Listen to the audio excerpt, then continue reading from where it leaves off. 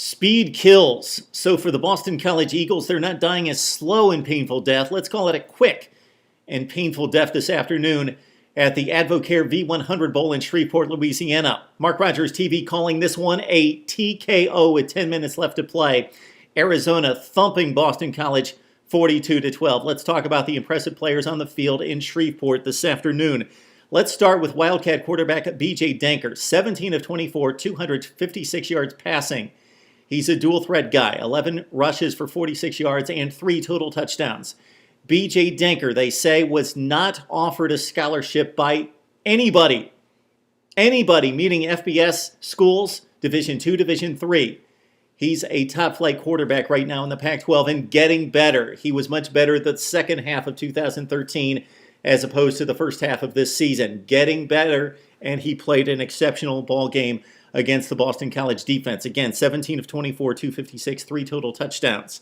He knows enough to hand it to the guy behind him several times, Kadeem Carey, one of the best backs in college football. 25 carries, 125 yards, and 2 touchdowns.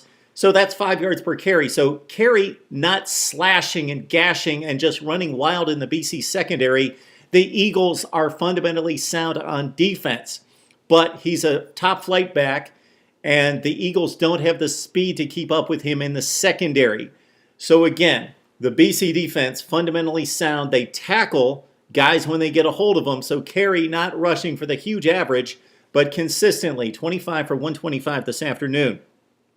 The guy that I got a chance to see for the first time extended, in addition to highlights that I've seen all season, is Nate Phillips, the freshman wide receiver for Arizona. 9 catches, 194 yards this afternoon for the Wildcats. That brings his season totals as a freshman to 51 catches and 7 touchdowns.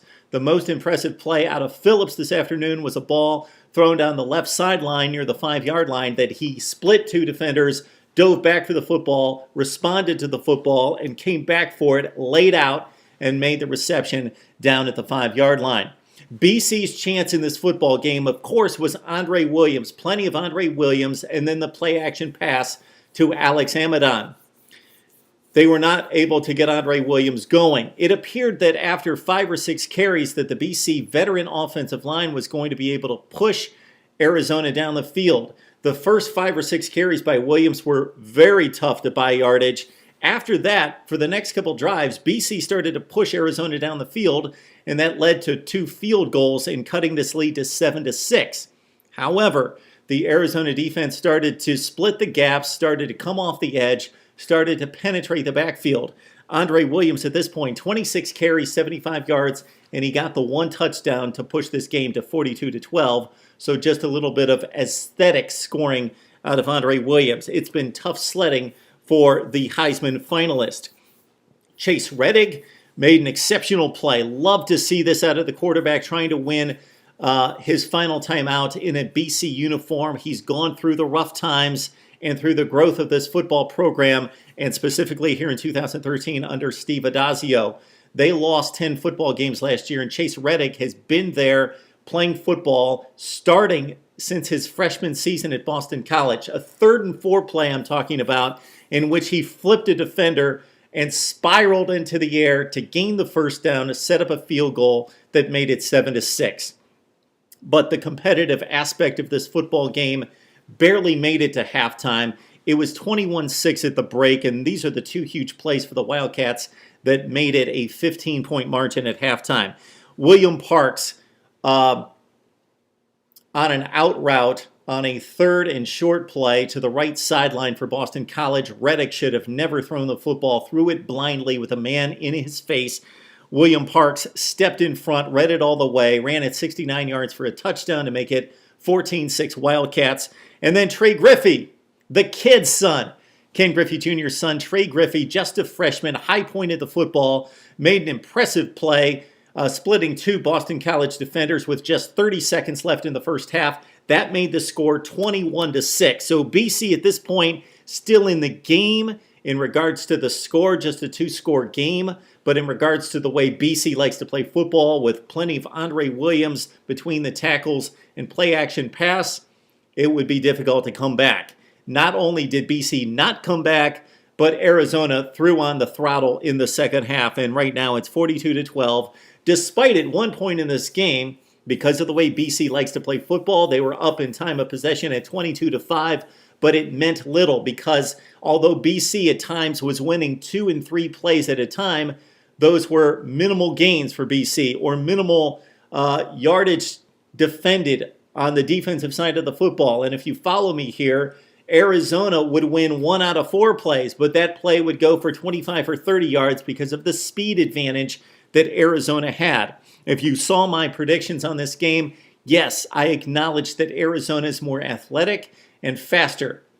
I just thought Andre Williams beating down this defense for 4 quarters and Chase Reddick on the play action to Amadon would be enough for BC to pull off an upset.